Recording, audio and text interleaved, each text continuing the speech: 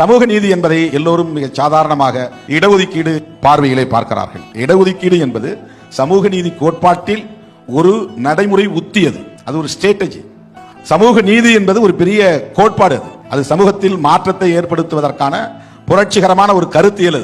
அதை நடைமுறைப்படுத்துவதற்கு கையாளக்கூடிய ஒரு உத்தி தான் இடஒதுக்கீடு. இடஒதுக்கீடு மட்டுமே சமூக நீதி அல்ல.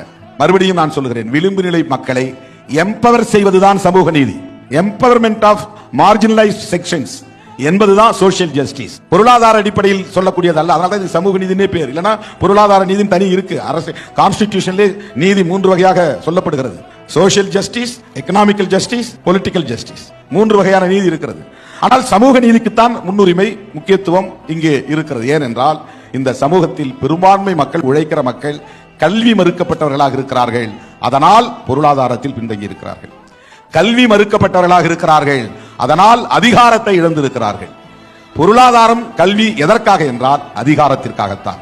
அதிகாரம் தான் அல்டிமேட். அதிகாரம் தான் இறுதி இலக்கு. நான் ஏன் அடிபடுகிறேன் என்றால் என் கையில் அதிகாரம் இல்லை, என் கையில் ஆயுதம் இல்லை என்று அல்ல பொருள்.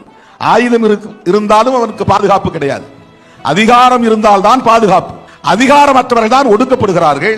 அதிகாரமற்றவர்கள் தான் சுரண்டலுக்கு ஆளாகிறார்கள். அதிகாரமற்றவர்கள் தான் பாதுகாப்பு இல்லாமல் இருக்கிறார்கள். எனவே அவர்களை எம்பவர் செய்ய வேண்டும். எம்பவரிங்